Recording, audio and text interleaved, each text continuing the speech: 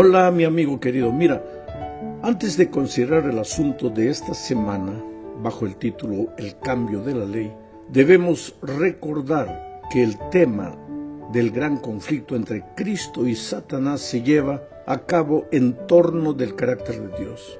Mientras el diablo quiere que pensemos que Dios es injusto, arbitrario, y que los principios de su santa ley son egoístas y dictatoriales, Cristo vino a este mundo justamente a revelar el verdadero carácter de Dios, que es amor, paciencia y misericordia. Y también vino a enseñarnos que estas virtudes se expresan en los principios de su eterna ley. Fue el amor de Dios que llevó a Jesús a venir a este mundo, a buscar y salvar lo que se había perdido. El ser humano no estaba perdido porque existía una ley, no, sino que estaba perdido porque había quebrantado esa ley y al hacerlo pues había escogido su propio camino de pecado, de soledad y de muerte. El pecado existe porque la ley existe. Primera de Juan capítulo 3 versículo 4 dice: todo aquel que comete pecado quebranta también la ley, pues el pecado es quebrantamiento de la ley. Y Pablo añade en Romanos 3:23 que la paga del pecado es muerte. Entonces todos estamos condenados a la muerte porque todos pecamos. Pero Jesús ocupó nuestro lugar en la cruz y pagó la pena de nuestra culpabilidad, que era la muerte. Ahora, porque Jesús nos sustituyó al pagar el precio del pecado, ahora nosotros podemos mirar al cielo con esperanza. Si aceptamos por la fe el sacrificio de Cristo en nuestro favor, pasamos de muerte a vida, no por merecimiento humano, sino por gracia, por la gracia maravillosa de Cristo. Ya no debemos nada. Jesús ha pagado nuestra deuda. Ya no hay condenación. Sin embargo, todavía cargamos en nosotros la naturaleza pecaminosa que nos acompañará hasta el día de la venida de Cristo. Esa naturaleza pues intentará llevarnos muchas veces de vuelta hacia el pecado, porque la ley sigue existiendo. Y esa naturaleza pecaminosa nos llevará, constantemente querrá llevarnos, nos jalará para quebrantar la ley de nuevo. Si con la muerte de Cristo la ley hubiera sido anulada, entonces después de la muerte de Cristo ya no habría pecado. Y si no hubiera pecado después de la muerte de Cristo, pues ¿de qué nos salvaría Jesús? Porque nosotros vivimos después de la muerte de Cristo. Y si en la muerte de Cristo la ley fue anulada, pues para nosotros hoy no habría pecado, pero hay pecado. Y por eso es necesario la gracia de Cristo. ¿Y por qué hay pecado? Porque hay ley, porque el pecado es el quebrantamiento de la ley. Pero el diablo continúa queriendo llevarnos a vivir de manera contraria a los principios divinos, y por eso existe un conflicto espiritual dentro del ser humano, fuera del ser humano, en fin, hay un conflicto espiritual en el universo, pero la batalla, ya lo dijimos, se traba dentro del corazón humano, en la mente humana. En la segunda parte de este estudio veremos justamente esa lucha espiritual, una lucha espiritual de la cual todos participamos, quieras o no, estás involucrado en esa lucha. Pablo describe esa terrible lucha en Romanos capítulo 7, versículos 18 al 24. Yo no voy a leer todo porque el texto es grande, pero Pablo explica esa lucha de la siguiente manera: yo sé que en mí, esto es, en mi naturaleza humana, no habita el bien, porque el desear el bien está en mí, pero no el hacerlo. ¿Te das cuenta? Pablo está hablando aquí de la realidad del pecado. Todos los cristianos estamos involucrados en esta lucha espiritual. Por un lado, tenemos el deseo de andar en los caminos de Dios y de servirle fielmente. Andar en los caminos de Dios quiere decir andar en los principios de su santa ley, en armonía con la voluntad de Dios. Este anhelo, naturalmente, es inspirado por el Espíritu Santo. Pero por otro lado, está dentro de nosotros el deseo de andar en los caminos de la carne, quebrantando los principios de la eterna ley de Dios. Y este sentimiento es inspirado por el diablo. Para Pablo, el problema en medio de esta lucha no es la ley. El problema es nuestra carne, el pecado que habita en nosotros, nuestra naturaleza pecaminosa. Ya no sucedió contigo que muchas veces queriendo hacer lo correcto terminas haciendo lo malo. Pues esta lucha es tan intensa y tan terrible que Pablo exclama en el versículo 24, estamos hablando del capítulo 7 de Romanos: miserable hombre que soy, ¿quién me librará del cuerpo de esta muerte? Así es, mi amigo, estaríamos todos perdidos si no fuera por lo que Jesús hizo por nosotros en la cruz del Calvario. Gracias a Él se hace realidad lo que dice Romanos 8:1. Por tanto, no hay ninguna condenación para los que están unidos a Cristo Jesús, los que no andan conforme a la carne, sino conforme al Espíritu. Aquí Pablo es claro, no hay más condenación para aquellos que andan conforme al Espíritu. Pero claro que sí hay condenación para los que andan conforme a la carne. ¿Y quiénes andan conforme a la carne? Aquellos que no quieren ser dirigidos por el Espíritu, aquellos que viven quebrantando los eternos principios de la santa ley de Dios. Pero percibe, el apóstol es claro, dice, ahora ya no hay pues más condenación. No dice, ya no hay ley, dice, ya no hay condenación. Y eso únicamente para los que andan conforme al Espíritu, para los que están en Cristo Jesús.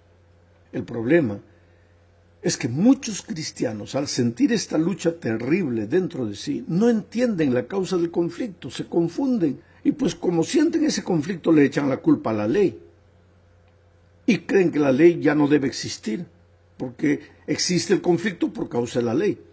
Por eso Pablo, antes de describir la lucha en Romanos 7, 15 al 24, habla de la ley en los versículos 1 al 14 del capítulo 7. Tampoco voy a leer todos estos versículos por causa del tiempo, pero hay dos asuntos claves en este texto, del versículo 1 al 14. El primero declara que la ley no es ningún problema, no hay nada de malo con la ley. Podemos decir entonces que la ley es santa y que el mandamiento es santo, justo y bueno, dice el versículo 12. Amigo querido, el problema no es la ley. El problema es el pecado que nos lleva a la muerte. Ahora, el otro asunto de suma importancia que Pablo destaca en este texto de los versículos 1 al 14 es que la ley no puede salvarnos del pecado y de la muerte. La ley señala el problema del pecado y de la muerte, pero es incapaz de salvarnos, porque la función de la ley es apenas didáctica, esto es, nos muestra la malignidad del pecado. Sin embargo, no puede hacer nada para resolver el problema del pecado. En ningún momento Pablo da a entender que la ley ha sido anulada. Por el contrario, el conflicto espiritual que Pablo describe no tendría sentido si la ley hubiera sido anulada. El argumento que él desarrolla deja claro que la ley sigue en vigencia, porque la ley señala la realidad del pecado y la necesidad del Evangelio, de la gracia de Cristo. El versículo 7 de Romanos 7 dice: ¿qué diremos pues? ¿La ley es pecado? En ninguna manera. Pero yo no conocía el pecado sino por la ley, porque tampoco conociera la codicia si la ley no dijera, no codiciarás. En resumen, lo que Pablo está diciendo es que la ley no produce la muerte. Quien produce la muerte es el pecado. La ley solo muestra cuán mortal es el pecado. La ley es buena por el hecho de que señala el pecado, pero a pesar de ser buena, no es solución para el problema del pecado. Solo el Evangelio tiene la respuesta, la solución y la salida para el pecado. Solo Cristo salva. Romanos 7:13 aclara esto. Pero entonces, ¿lo que es bueno se convirtió en muerte para mí?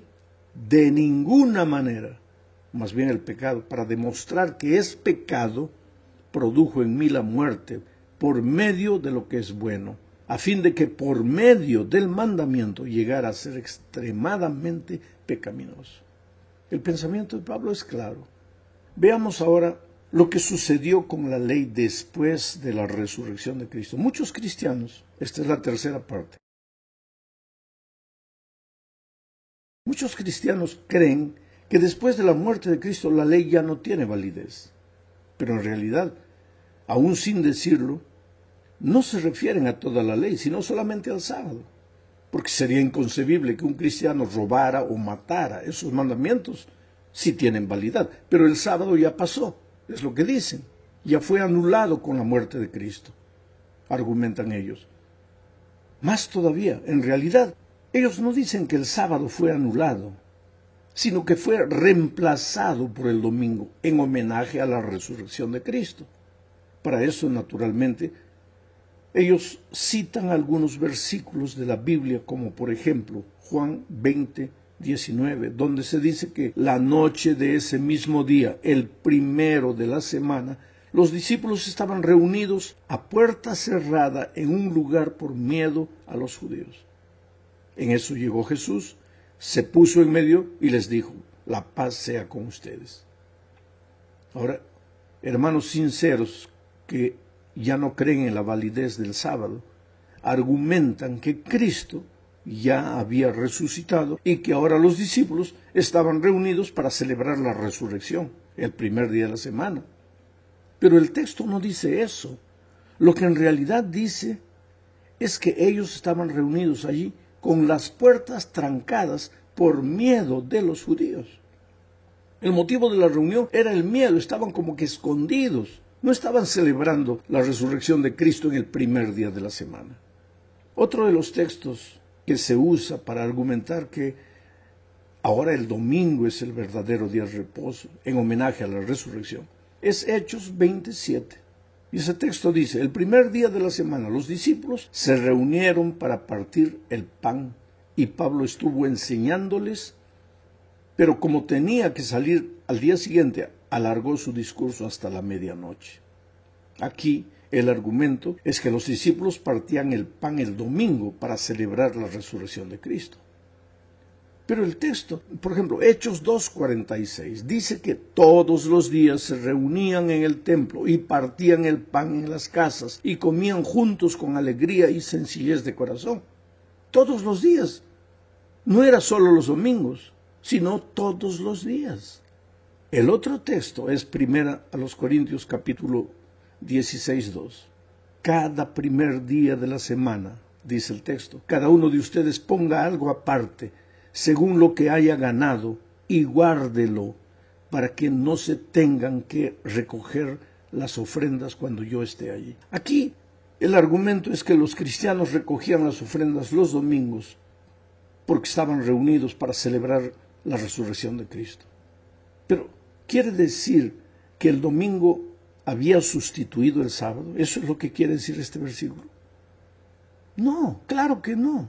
Todos estos versículos, más allá de describir algunas oportunidades en las que los creyentes se reunieron por diversas razones, una vez para partir el pan, otra vez para recoger las ofrendas, otra vez por miedo a los judíos, estaban reunidos el domingo por diferentes razones que no era celebrar el día de reposo.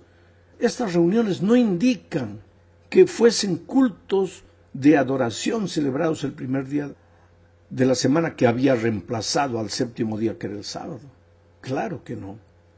El sábado siguió siendo el día de reposo en el Nuevo Testamento. Esta es la cuarta parte del estudio. Empecemos por Jesús. Lucas 4:16 dice: Jesús fue a Nazaret, donde se había criado, y en el día de reposo entró en la sinagoga como era su costumbre, y se levantó a leer las Escrituras. Esta entrada a la sinagoga en el sábado no fue un asunto incidental, sino que era su costumbre. Jesús guardaba el sábado. Después de la muerte de Cristo, sus discípulos continuaron guardando el sábado. Lucas 23, 55 y 56 dicen: acompañaron a José las mujeres que habían venido con Jesús desde Galilea y vieron el sepulcro y cómo fue colocado el cuerpo. Después regresaron a su casa para preparar especias aromáticas y ungüentos y descansaron en el día del reposo conforme al mandamiento. Aquí puedes ver que Jesús ya estaba muerto, ya estaba enterrado y sus discípulos continuaban guardando el sábado conforme al mandamiento. Más todavía, cuando Lucas registró este hecho, ya habían pasado 20 años de la muerte y de la resurrección de Cristo. Y Lucas dice, conforme al mandamiento. Es porque 20 años después de la muerte de Cristo todavía se guardaba el sábado. Si leemos todo el libro de los Hechos, veremos que los apóstoles guardaron el sábado. Voy a mencionar solo un texto, Hechos 18:4. Y todos los días de reposo debatía en la sinagoga y lograba persuadir a judíos y griegos. Muchos dicen que Pablo iba a la sinagoga los sábados porque solo los sábados podía encontrar reunidos a los judíos y querían evangelizarlos. Pero el texto menciona a los griegos y los griegos no guardaban el sábado. Entonces lo que Pablo hacía era reunirse con hermanos cristianos, judíos y griegos en el día de reposo, porque el sábado seguía siendo el día sagrado del Señor. No hay duda de que el sábado es el día de reposo instituido por Dios desde el Edén. Cristo lo guardó, sus discípulos también lo guardaron. Es verdad que hay muchos cristianos sinceros que no han logrado entender esta verdad y debemos amarlos y enseñarles con humildad el plan de Dios para su vida. Pero ahora llegamos al fin de este estudio hablando del intento de cambiar el día de reposo. ¿Cómo es que de repente de guardar el sábado pasó la cristiandad a guardar el domingo? Aquí entramos de nuevo al gran conflicto entre Cristo y Satanás. Mira, el diablo siempre tergiversa la palabra de Dios. En el jardín del Edén, Dios había dicho, si comieres del fruto, ciertamente moriréis. Ahí viene el diablo y dice, no moriréis. Ahora, con relación al día de reposo, Dios dice, es sábado. Y el enemigo viene y dice, no, es el domingo. Siempre fue así. Génesis 3:1 dice, la serpiente era más astuta que todos los animales del campo que Jehová Dios había hecho y dijo a la mujer, con que Dios os ha dicho, no comáis de ningún árbol del huerto. Ah, querido, en este versículo observamos la principal estrategia del enemigo. Él no se presenta como realmente es, como diablo, sino que aparece disfrazado, se esconde, finge, se disimula y aparenta ser lo que no es. En el Edén, el enemigo parecía amigo, su compañía era agradable y era religioso porque se presenta con la palabra de Dios en la mano. Así también ha sido a lo largo de la historia y seguramente será lo mismo en nuestros días. Las Escrituras afirman en 1 de Pedro 5:8 lo siguiente, sean prudentes, manténganse atentos, porque su enemigo es el diablo y él anda como un león rugiente buscando a quien devorar. Y en 2 Corintios 11:14 añade que el mismo Satanás se disfraza de ángel de luz. Ah, mi amigo, no creas entonces que si en el gran conflicto de los siglos él te quisiera enrolar en su ejército, se va a identificar como su verdadero nombre. No, porque ahí tú te huirías. Él se presentará ante ti como algo maravilloso y seductor. Puede ser que aparezca como una hermosa teoría, una filosofía deslumbrante, una religión fascinante o hasta como un ángel de luz.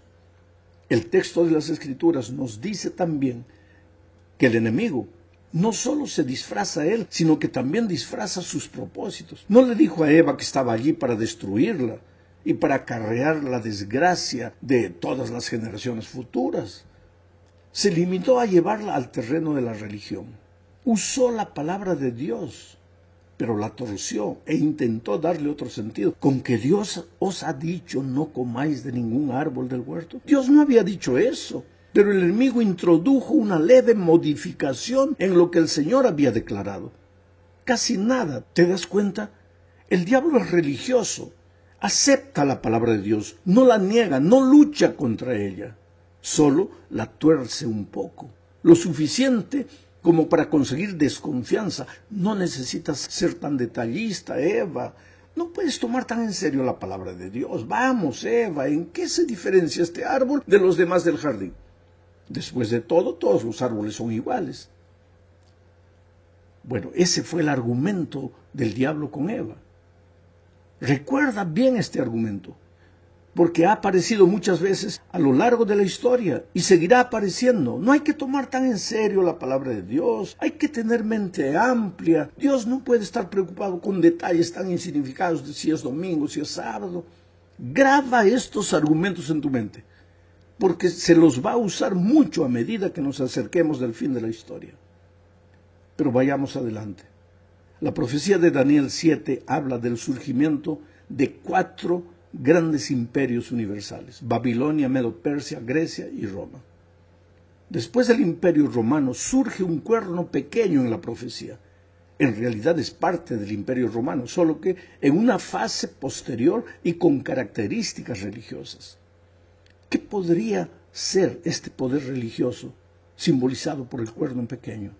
Este poder que surgió directamente de Roma y hasta hoy, hasta el día de hoy, todavía es parte de Roma.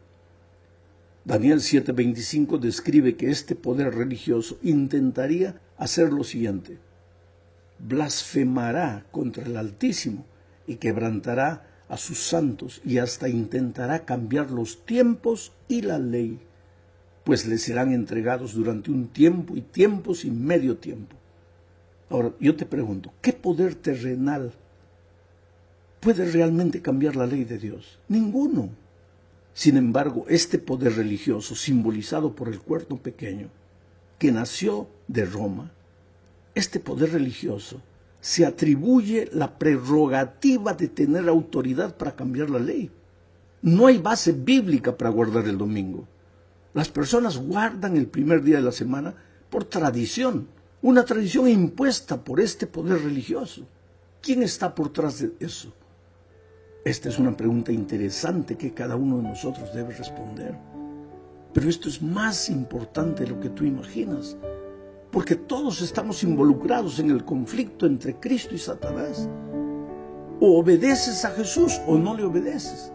Es una decisión que cada uno tiene que tomar, y que Dios te dé sabiduría para tomar la decisión correcta.